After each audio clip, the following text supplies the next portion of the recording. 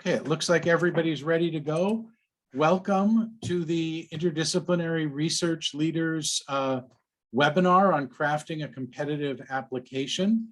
My name is Joe Constan. I have been part of the IRL program here at the University of Minnesota end of things since the inception of the program, and I'm delighted to be your host for today. I'll introduce others we have in a moment, but I first just want to start with the immediate recognition first of our partners. We can go to that next slide. The University of Minnesota, Johns Hopkins, the Bloomberg School of Public Health, and Academy Health, and perhaps more than all that, of course, the organization behind IRL, the Robert Wood Johnson Foundation, which is running many programs and doing many things to build a culture of health for all Americans.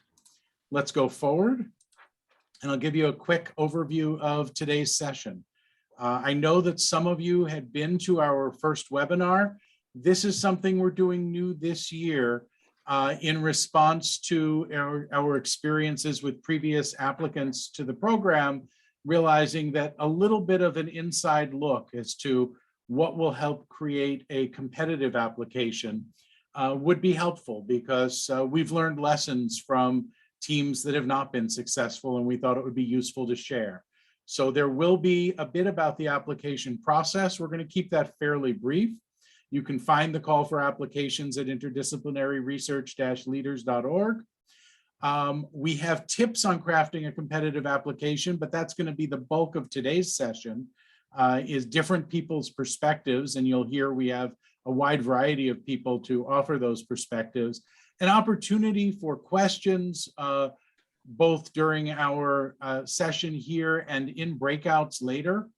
And we hope a bunch of information that will be useful to you. I'm delighted to start introducing, we'll come to the next slide, the team of people we have here on this call, starting with Vanya Jones, who is the co-director of the IRL program. And she's not just a co-director, she's also an alumna fellow from the program who parlayed her success into being asked, please, won't you come back and help lead us, along with Tobin Nelson, the other co-director of the program, and they are located respectively at the Johns Hopkins University and at the University of Minnesota. We also have Ifra, our senior evaluator, on the call, and she will be there to help in a number of areas around looking at issues of research.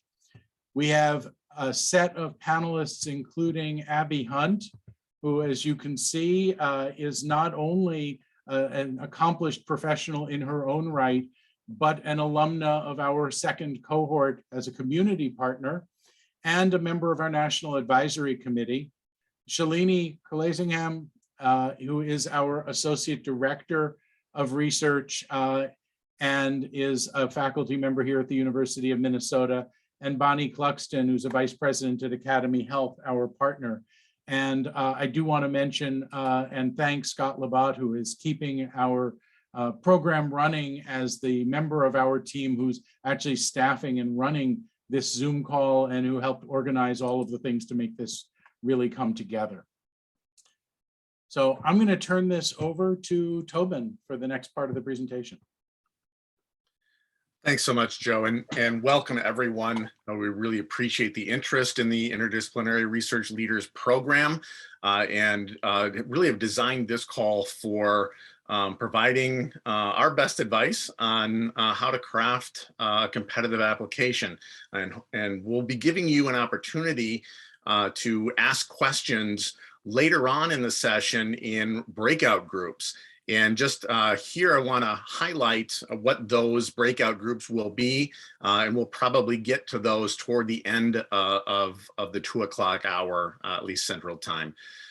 So for those small group sections, and you'll have an opportunity at that point to ask questions that you may have. We'll have 3 different breakout groups. Room 1 is going to be about building teams. Room 2 is going to be about the research questions that are guiding the project that you're proposing in an IRL application.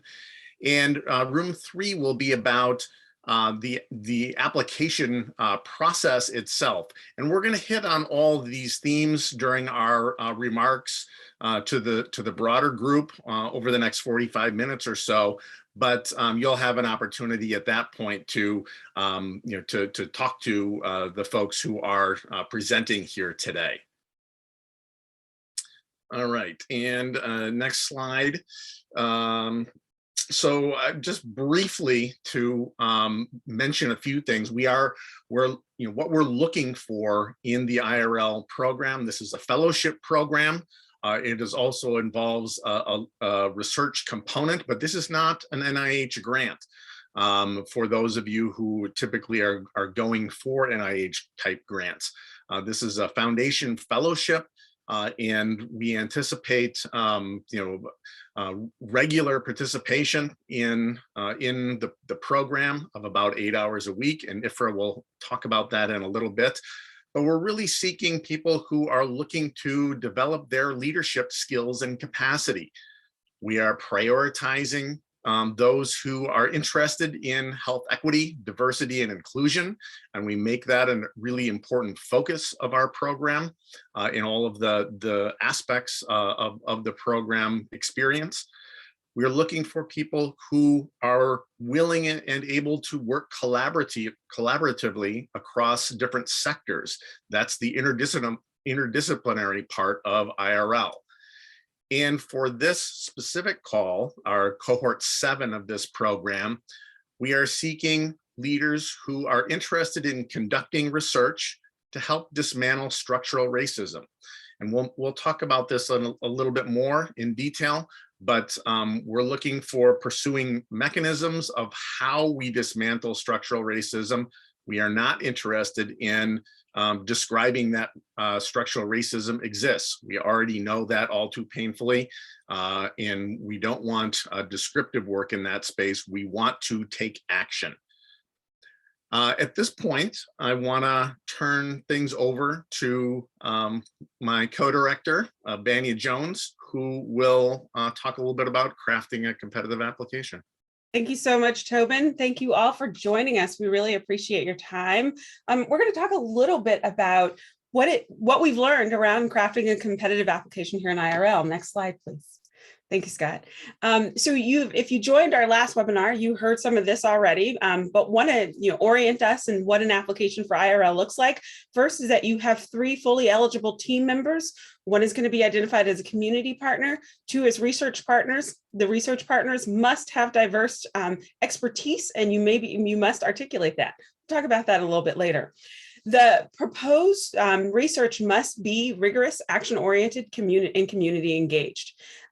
You have to have some demonstrated expertise in the research topic being proposed, and there must be a community that helps you come up with the topic that you're going to do some research around. Next, you want to be willing to work as equal partners. We are looking for you to work together as a team.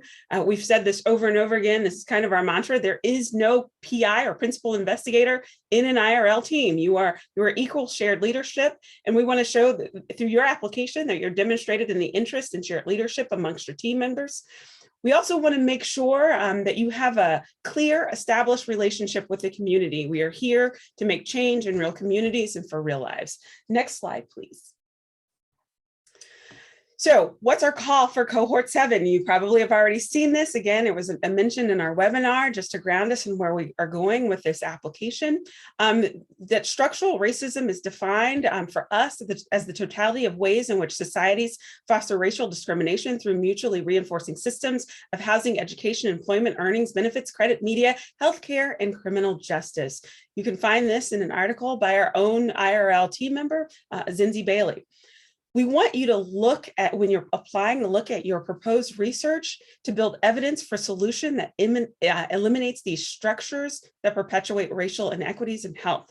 As Tobin mentioned already, we know there's a lot of evidence around the experience of the impacts of structural racism, and there's a lot of great investigators out there doing that work. That's not what we're funding here at IRL. We want to turn that work within the communities into change. Next slide, please. So let's talk a little bit about the structural racism theme and how it can show up in your application. One is we want you to identify structures or systems you will address. Concretely tell us what system you're planning on changing and let us know how that system shows up. Can you please, if you are on, please mute your line. We're asking everyone to stay muted until the question and answer section. Please provide the measurement approaches and research methods that you will use. So we want to have some measurement and research. The potential contribution to systems change. What are you going to do that makes this system change? So you've given us a system, you've given us measurement. How are you going to change it?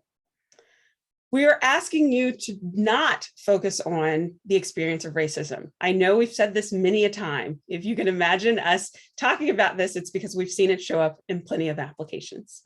And lastly, we want to make sure this is changing the system and not asking individuals to navigate a system through things like navigators. So we don't want you to propose programs that don't address the system, but address how individuals may better navigate a system that hasn't been changed to address structural racism.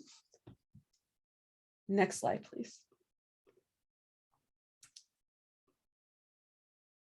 And for this slide, I'm actually going to turn it over to Joe to talk a little bit about some of the research and the way we think about IRL applications. Thank you, Vanya. So at the high level, this slide is summarizing what you've just heard, and you're going to hear some of these things 3 times at a detail, a summary, and from our panelists. When you're hearing it 3 times, it's because we've had a lot of pain with people who didn't get it the first time we thought we communicated it. But the key message here is we are both a program that is developing leaders and a program that is about research. And so a piece of scholarship, a piece of rigorous research is demonstrating your awareness that you were not the first one to discover that there was some form of structural racism that's impacting the health of members of some community or the health equity outcomes. You don't have to write 20 pages of literature review, but you do need to demonstrate your awareness of the particular prior research and the research methods that are most relevant to the problem that you're describing, to show that you're grounding what you do in what others have already found. Second, you need to show that you're interested in finding out where your research leads. And I'll come back to that one in a minute, but all too often when you pose a question, you have an idea of what the answer is going to be. And we want to see that you're also prepared if it turns out that the answer is different. I'll come back to all of these with detailed examples.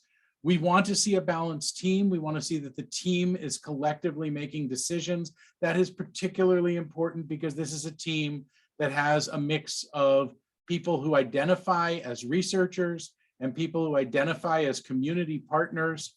And we don't want a system which says, oh, the researchers brought in a partner that they could use to get to the community, nor do we want a system or a team where a community partner has a great thing that she or he or they want to do, and we'll go find researchers so that we can make it happen. We want people who actually came together and have a challenge that needs all of them to achieve. And finally, each of you should bring different skills, different expertise.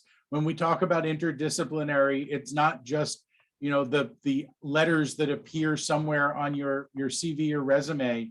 It's also the experiences that you bring, the techniques that you bring from your field. So let's go to the next slide and bring this through perhaps a few more concrete examples. These are lessons from 5, in my case, very specific examples of proposals on really interesting problems that did not get invited to join the program because of problems in the proposal or problems that we found in the process of meeting the team. One, which sadly I cite 4 or 5 examples of, was somebody who brought forward a research plan that quite literally said, this is what's going on. We are going to do research to show that. And once we've shown that this is what's happening, then people will, you know, shower us with money to go and continue in this case, it was running our remarkably successful program. Well, maybe that's true. Maybe it is. That's a reasonable hypothesis. The program's phenomenal. Even so, I would ask that group to dissect that and say, what are you going to do if you find out that it's not? What if it's no better than the people who didn't go through that program? Are you ready to receive that information? Are you going to design this to analyze the components of your program so that you could actually make it better? Are you going to analyze it to understand how other programs can learn the lessons of yours? And if all you're going to do is tell us, no, we've already evaluated it, we know it's wonderful, we just need to evaluate it again, then that's not contributing much to knowledge. So make sure you're prepared that the questions you ask have more than one answer, and that both of those answers or all of those answers are acceptable. Number two, this one just stood out to me because as an academic myself, I've seen this among my fellow academics, and I've seen it in a lot of places, are people who somehow believe that presenting prior work means citing everything I've ever done before. And I remember a particular application where it was talking about, oh yes, here's a review of what's known in the field, and every item known in the field was done by one of the applicants. Sort of, what field?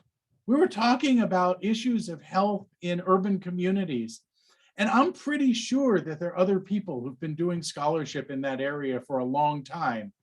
If all you can come up with is your own work, go back and look more. Number three, and this, I come from a field that is really sensitive. I'm a computer scientist by training. I got involved with health when people invited me to work on interesting challenges where you could use online technologies for health. And one of the things that was drilled into me as I moved into this field was the idea that we don't experiment on people, we don't research on people, we conduct research with people. And one of the things that sort of flashed out at me, this one was actually just last year, was a group that had put forward an application that said, hey, we've got a community that needs help. We've got great ideas. And as you read further, what was clear was the community partner had no connection to that community. The research partners had no connection to that community. No one involved had talked with members of, representatives of, leaders of that community. And they were bringing forward a proposal to do something to that community rather than really with it. And so we're looking for evidence that this is not a future tense. We're really looking forward to meeting these folks. This is we're engaged. We've been working in this rural neighborhood. We've been working in this urban neighborhood for a long time. Somebody on our team at least knows these folks. Maybe someone on this team is part of this community already. But if the answer is we want to start working with a new community, do the groundwork before the proposal is done. Have the discussions with the community. Don't come to us saying, hey, if this happens, then maybe we could figure out if we can make an introduction. Two more on the slide. Some people here remember Gladys Knight. How many people here remember the names of the PIPs? I don't. We mean team. All too often we read an application with a real star at the center of it. Sometimes it's a community partner, sometimes it's an academic researcher. And then two people that are not nearly as capable, accomplished, invested, or energetic coming along for the ride. My own sense as a completely uncredentialed psychologist is sometimes people are insecure and don't want to ask the best person they could work with. I also think sometimes it's easier to find people who are happy to have you have your own way. But that's not what we're looking for. We're looking for a team where everybody is a star whose name we're going to recognize, not necessarily a star in the field today. These are for developing research leaders, but everybody has the ambition and the ability to become a star, and that everyone on the team has the ability and the willingness to challenge the other members of the team because they're really equals. And so if we come away and we say, oh, we really liked that application because of this person, I wish that person had found 2 other partners. It's a sign that we're into the 2 pips phenomenon, which I'm trademarking, but you can use with no fee and no license. Last of these, every once in a while, it feels like somebody put one of these applications in, not really understanding what IRL is. IRL is a leadership development program, first and foremost. If you look at what happens to our cohorts of fellows, they come in, they spend an immense amount of time investing in themselves, investing in each other, and with us and the foundation and our whole team that we bring together, investing in them collectively to build up the skills to do research better, to do research across disciplines better, to communicate, to bring these issues to public officials and to the public, and to make a difference in our community and in our nation. If you come back with an application that says, I've got a great idea and I could use the money, and neglects the fact that, wait a minute, what do you need from the rest of the program? Then we're almost certainly going to send that back and say, there's lots of funding agencies out there, go get a grant. But don't come into a cohort if you're not planning to really participate in a serious way. If we can go to the next slide. This is a short checklist you can use. I will completely admit it is very biased. It comes from one of my favorite reviewers over the last 6 cohorts. It also happens to be me, but you can ignore that part of it.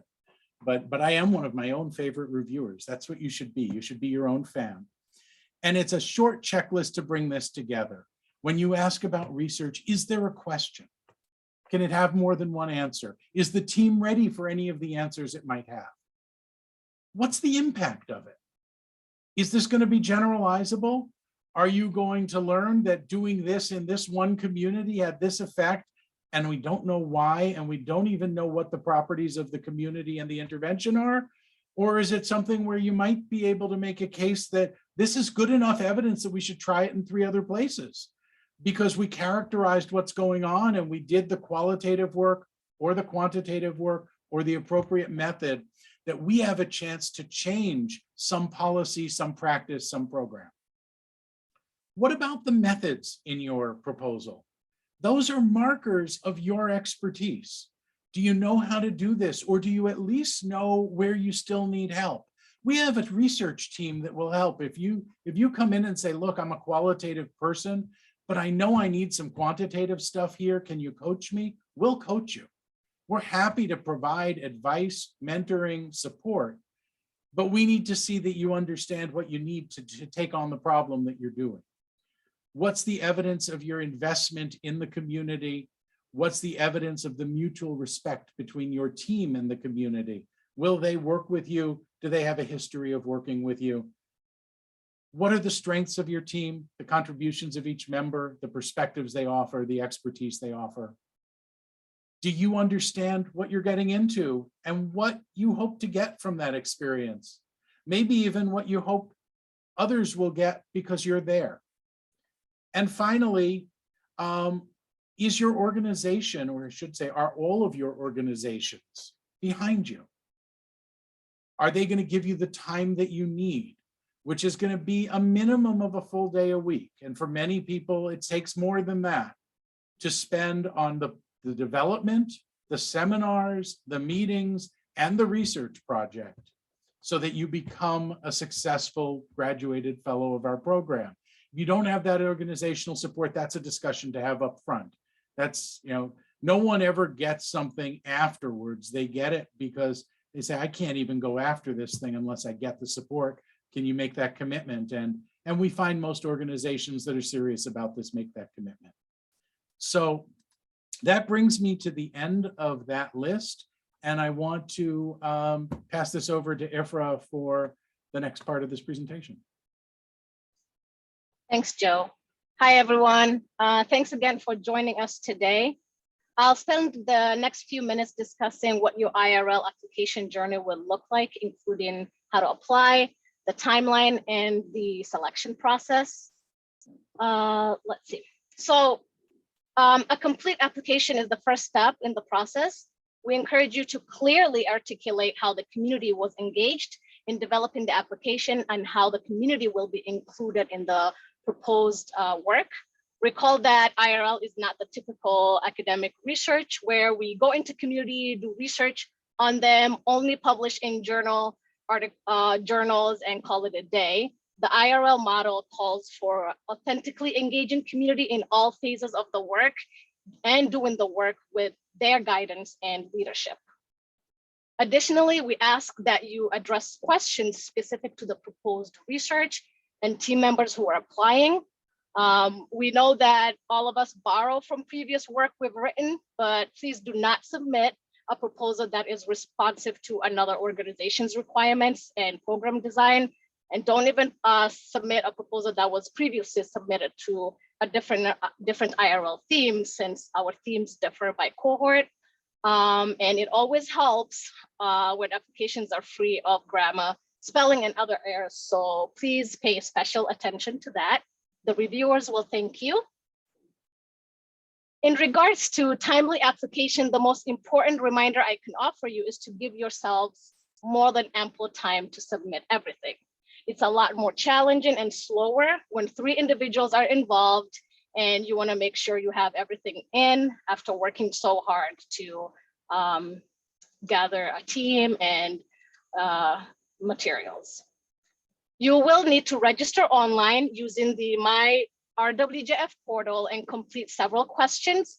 There you can download and upload the completed application templates for different components of the application. Recall each team of 3 individuals will submit just 1 application. So what we ask you to do is 1 person from the team should initiate the application and then invite the other 2 members to contribute to the same application by clicking on the invite button. Once you go into the system, it'll be pretty obvious where that invite button is. And again, submit your proposals ahead of the deadline. We strongly encourage you to log in as soon as possible if you haven't done that, so that everyone on the team is aware of the application requirements. Everyone has to make sure they follow the instructions and use the templates that are provided. Take time to review all the materials and documents prior to your final submission. There are several components. Some you do as a team, some you have to write essays that describe your individual leadership, research influence, and aspirations, bio sketches. So there's kind of a lot of different moving parts, and you want to make sure you know what that is from the get-go. And glitches, although they're rare, they happen. You know, at the last minute, something goes wrong, the PDF won't upload. So you just want to make sure you're covered everything, text boxes are filled and all of that. So again, we can't emphasize the importance of starting early. This slide shows the timeline. It's also included in the call for applications website in more detail. As a reminder, the applications are due by 3 p.m. Eastern time on May 4th. And the time zone is really, really important. RWJF is in the East Coast, and 3 p.m. the system will close. So make sure if you're in a different time zone, you are taking that into consideration. The deadline is quite firm. We would like to emphasize that in fairness to all applicants, RWJF's policy is to not accept any late submissions. Again, we encourage you to log in early and give yourself plenty of time. Next, please. So just so you know, our selection process is pretty straightforward. We have a selection committee made up of our IRL leadership here at the University of Minnesota, as well as members of our National Advisory Committee and staff from RWJF and our other partners. The first step is, once your applications come in, we screen for eligibility. If you don't meet the criteria, you are ineligible.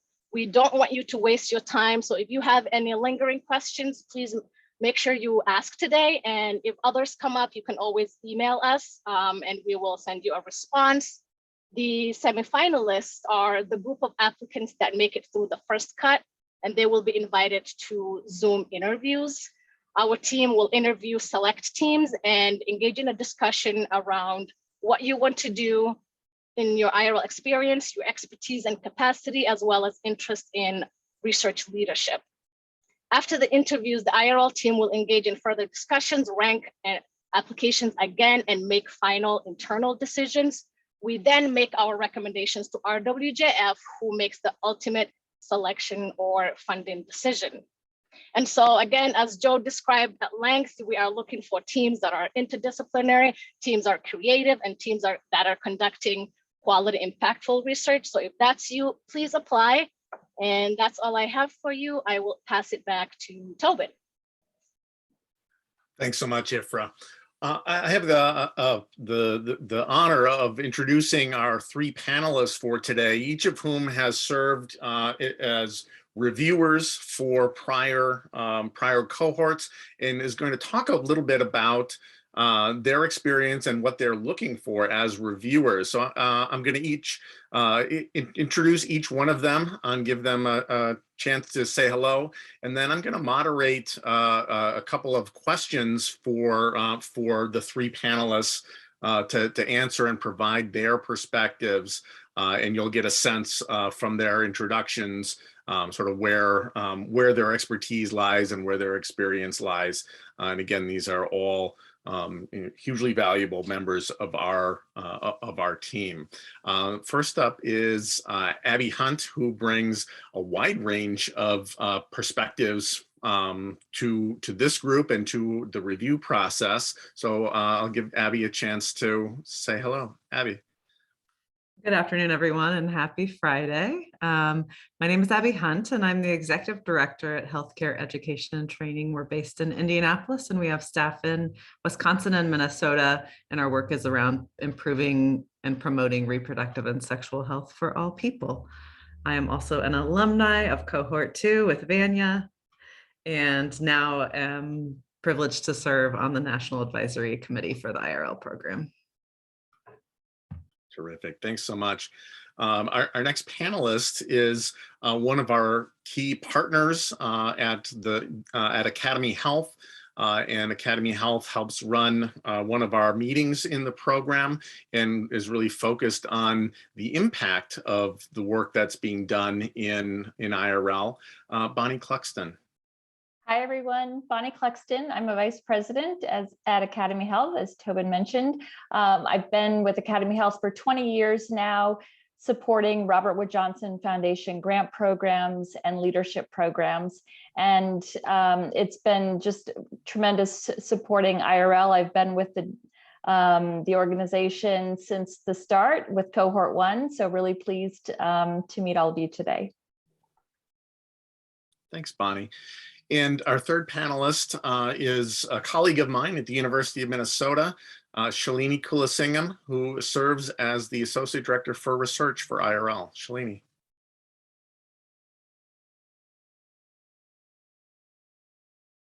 Unmute. Hi, everyone. I just need to get my technology in order. It's nice to meet you. As Tobin mentioned, I am the IRL Associate Director for Research, and I have the pleasure of actually supporting you once your proposals are selected for the IRL research experience. And so, nice to meet you. Thanks so much.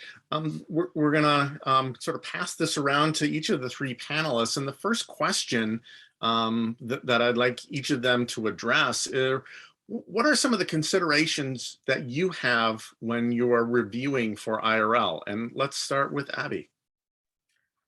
Thanks, Tobin. So I think I've come to the review process as a community partner at my core. So some of the things that I look for are a strong community partner and a team that clearly demonstrates equal standing and competency. And a lot of the things you'll hear me say have been iterated in the first part of this. So I also am looking for community partners that want to learn about research and researchers that want to learn more about community engagement.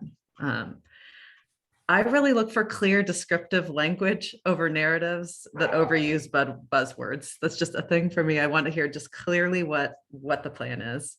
I want to be able to see your experience in your bio sketch, and I'm paying really close attention to your work, research or other, in community.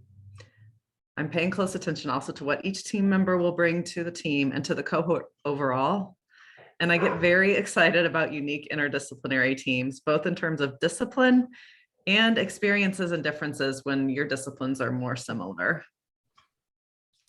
I think I also would iterate the actionable piece for me. We've talked about that a lot, but I love to see something specific, targeted, actionable, and clearly see how that proposes to change a system or policy. I want to be able to understand what you're seeking to change and how you're seeking to do it and what the research question is, even if I have no deep experience in the topic.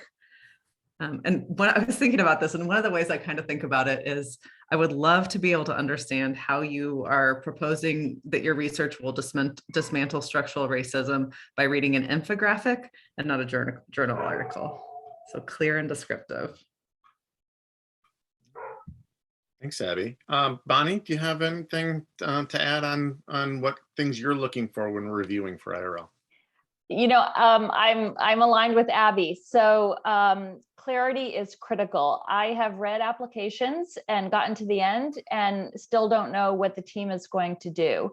So I would suggest have others read your application and ask them, do you understand what our team is going to be doing? It's so key to have a clear focus in your application. There should be a clear, rigorous research design. And the structure of the project should really be on achieving actionable solutions. We want to see that you have clear methods stated and a project that's likely to generate actionable results. You've heard about the importance of community. Who are the community members that you are going to work with? And how are you going to be accountable to them when you do your work? And make clear what that partnership is. The team dynamics is so important. We've had applications where teams have come together who have never worked together before, but it is so clear in their application that this is going to be a cohesive team that will produce results. And so you don't have to have worked together with others before, but you have to articulate how your team will be successful as a cohesive, equal team to achieve the aims of your project. And then again, just touching on the topic, dismantling structural racism, focus on the structures, as Vanya mentioned, not individual examples of racism. And then finally, why do you want to join the IRL family? What are the leadership skills that you're hoping to gain? Talk about that in your application, and why are you a right fit for IRL? I think that's it for me. Thank you. Shalini? I would echo everything that Bonnie and Abby have said. I agree with the notion of, I think the hardest thing for us is to actually understand what you're proposing to do. And so, as Abby and Bonnie both mentioned, I would say very clear, specific questions.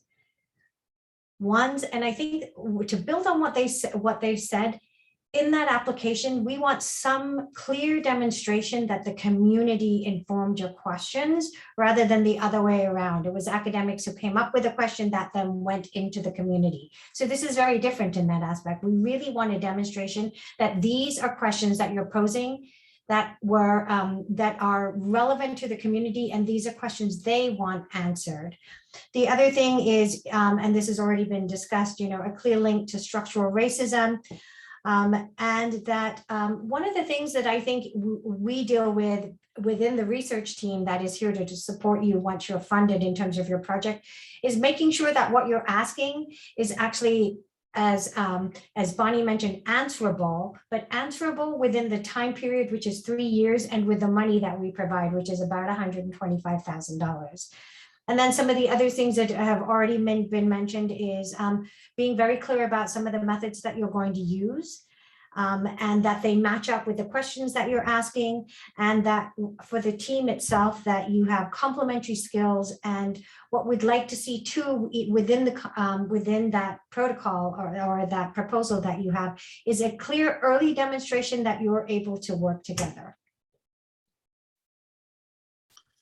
Thank you. Scott, let's move to the next slide. Thanks. And the second question for the panelists is there any advice that you would give to applicants from your perspective as a reviewer? And let's start with Bonnie. I would just reiterate, have other people read your application and make sure it's entirely clear what you're going to be doing. Shalini, any words of advice from your perspective as a reviewer? I feel like Bonnie and Abby like say what I need to say, and then I just have to just say ditto, but write clearly. And the other thing is, please don't use jargon, because you have a variety of people who will be reviewing this application, and they won't all have the same background as you. So unpack those words and use simpler, more accessible words. Abby, any advice? I want to echo that very specific piece that Shalini just mentioned. And also, I think it's surprising and to still, so it was said by someone, please edit it. Just edit it and review it and read it and make sure that you didn't stop a paragraph in the middle of it. Thanks. And I'll just add to this, I think less is more. Especially from the perspective of the research questions that you're asking. We've seen both in the application and in the interview process where people will just go on for, on at length, both in the description and in their discussion. And really what we are seeking is very concise, clear, simple research questions. So the simpler, the better in that regard. And we don't give you a lot of space in the application. That's very intentional. Keep it simple. All right, thanks so much. At this point, I'm going to pass it along to Vanya to talk a little bit about how we connect with IRL and the next steps. So we want to remind you that if you don't get your questions answered here, please reach out to us. Our goal is to have you successfully submit your application. So we have the website. Please look at our website for the application and the application guidelines. We also have an email that we encourage you to email us with any questions.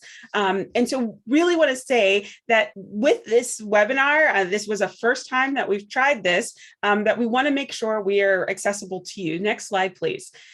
And having said that, what we decided to do, we didn't know how many people were going to show up. This was, again, the first time, is we've decided to have breakout groups in order to have discussion, and we chose to put them around themes. So what's going to happen is you can pick room 1, room 2, or room 3.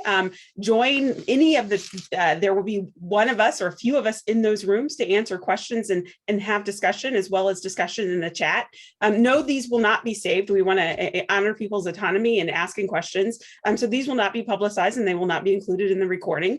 And you may leave from these rooms. We are not going to reconvene back to this large space, but we do want to give a decent amount of time for questions to be asked and answered. As well as for you to be able to get to meet some of the people who've presented here today in order to see the amazing team that makes up the IRL program.